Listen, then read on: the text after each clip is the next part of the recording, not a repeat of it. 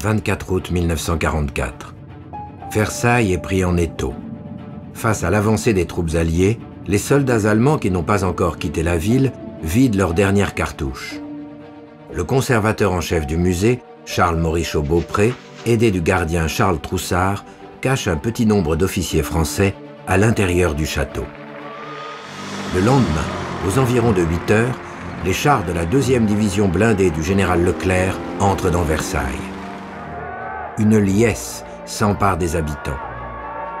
C'est le 25 août, après une dure journée et un terrible bombardement nocturne, que nous avons vu, en ce jour de Saint-Louis, arriver le 1er régiment de spahis marocains dont beaucoup avaient fait toute la campagne d'Afrique et qui nous ont fait passer en un instant des tristesses de l'occupation à la joie la plus réconfortante. Quelle belle armée que cette armée Leclerc!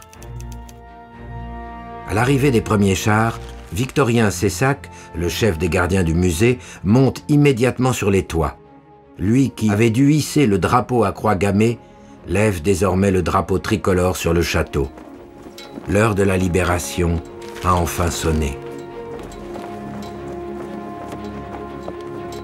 Dans la presse internationale, on accuse les Allemands d'avoir mis le feu au palais au moment de leur départ, appliquant ainsi la politique de la terre brûlée. Mais la réalité est heureusement tout autre. Le monument n'a subi aucun dommage majeur, ni aucune perte humaine supplémentaire. Versailles voit arriver de nombreux soldats britanniques et surtout américains. Les GIs se déploient partout dans la ville, aux alentours du château, comme dans les jardins. À l'intérieur du palais, et malgré la fermeture officielle des musées nationaux, Charles Morichaud-Beaupré les autorise à visiter librement les salles. Le château, qui a vu défiler les forces occupantes pendant 4 ans, s'offre désormais au regard allié. Les soldats britanniques et américains effectuent à leur tour un pèlerinage, de la galerie des batailles à la galerie des glaces, dans laquelle, 25 ans plus tôt, tous s'étaient réunis pour le traité de paix. Tout se passe dans la galerie des glaces, évoquant avec les ombres de Clémenceau, de Wilson, de Lloyd George, des souvenirs qui nous sont communs, pèlerins d'une gloire qu'ils viennent de renouveler. Un vent de liberté souffle sur le château de Versailles. Le 10 septembre 1944, Monseigneur Spellman, archevêque de New York, célèbre une messe dans la chapelle royale, sous le regard de centaines de soldats américains. Quelques jours plus tard, le 18 septembre, les artistes américains Fred Astaire et Dinah Shore offrent un spectacle au pied de la galerie des glaces devant des milliers de compatriotes. Peu à peu, les Américains prennent leur quartier à Versailles.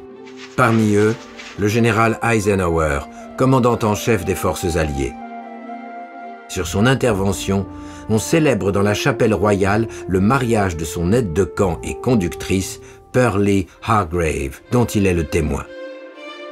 Dans son sillage, les membres du service allié de protection des œuvres d'art, plus connu sous le nom de Monuments Men, font leur apparition. Ces soldats conservateurs tentent d'instaurer de nouvelles mesures de protection des œuvres, pour certaines dissimulées sous d'épais filets de camouflage. Malgré la joie procurée par la libération, l'état dans lequel se trouve le château demeure toujours aussi préoccupant. Dès février 1945, Charles Morichaud-Beaupré alerte la direction des musées nationaux. Le palais n'est toujours pas chauffé et certains plafonds menacent de s'effondrer. À la date du 31 janvier 1945, l'eau des fuites de la toiture s'est introduite dans la galerie des batailles où elle a ruisselé et s'est gelée ensuite sur 3 grands tableaux, Marignan, Calais, Dunkerque. Le 8 mai 1945, l'Allemagne capitule. Si la guerre est officiellement terminée en Europe, l'armée américaine reste encore présente plusieurs mois à Versailles, pour le meilleur, mais aussi parfois pour le pire. Mon attention a été appelée par M. Morichaud-Beaupré sur différents incidents regrettables dus à la turbulence des militaires américains et qui se sont produits dans le parc du château au cours de ces dernières semaines. Le 20 juillet, plusieurs soldats sont montés sur un des grands vases décoratifs du parterre du Midi, chef-d'œuvre de Bertin. Ce vase en marbre s'est effondré sous leur poids. À des centaines de kilomètres de Versailles, les œuvres toujours entreposées dans les dépôts rentrent progressivement. 6 ans après leur exode, les collections du musée reprennent le chemin de Versailles et retrouvent peu à peu leur place. Le 15 mars 1946, Gaston Brière avertit la direction des musées nationaux que les dernières caisses en provenance de Brissac viennent d'être réexpédiées. Pendant 5 ans, la France s'est passée de musées. Les amateurs se cassaient le nez sur des portes closes. Les habitants des musées étaient partis, envolés vers d'autres cieux, envolés vers des demeures lointaines. Mais on leur avait donné à ces héros d'un passé toujours vivant les demeures royales qu'ils méritaient. Chambord, comme tous les châteaux de la Loire, comme Cahors, comme Montauban, était bourré de toutes ces vies latentes, nées un jour pour l'éternité. Chambord était occupé. Les occupants, silencieux dans leurs caisses et leurs emballages, c'était Watteau, c'était Vinci, c'était Clouet, c'était Nattier, c'était Poussin et David, c'était Renoir et Cézanne, c'était tous ces hommes qui un jour avaient fait naître la vie sur une toile, la vie dans un bronze et dans cet éclair avaient adressé au monde de leur temps, et par-delà au monde de tous les temps, un message direct et sensible. Il a fallu que la guerre finisse pour que tous ces fantômes évanouis retrouvent le jour.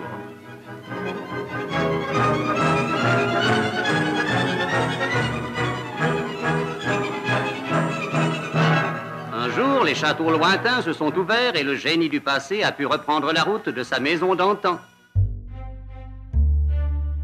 Au printemps, le château de Versailles a enfin retrouvé l'ensemble de ses chefs-d'œuvre. Pour le conservateur et l'architecte en chef, s'ouvre alors un immense chantier de restauration et de remise en état du palais. Il faut désormais replacer tableaux, sculptures, objets d'art, mobilier, mais aussi un certain nombre de décors. Car au dehors, le public patiente et guette le grand jour. Après presque 7 années de fermeture, le château rouvre ses portes en juillet 1946. Les grandes eaux jouent de nouveau dans les fontaines du parc. 2 mois plus tard, le 10 septembre, un concert de nations se rassemble dans la Galerie des Glaces à l'occasion de la conférence de la paix. À Versailles, redevenue pour 2 heures la capitale de la France et du monde civilisé, le gouvernement français reçoit les délégués des 21 nations qui siègent à la conférence de la paix.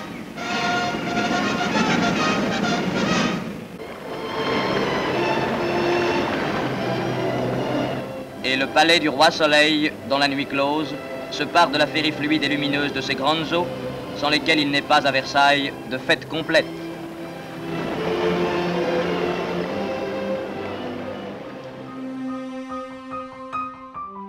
De cette période sombre de l'histoire du château de Versailles, de nombreuses archives nous sont parvenues. Elles révèlent que derrière des noms, aujourd'hui méconnus, des hommes et des femmes se sont battus, quel que soit leur âge et leur fonction, pour sauvegarder ce chef-d'œuvre du patrimoine national et le transmettre aux générations futures. Il nous revient, en retour, de ne pas oublier leur mémoire.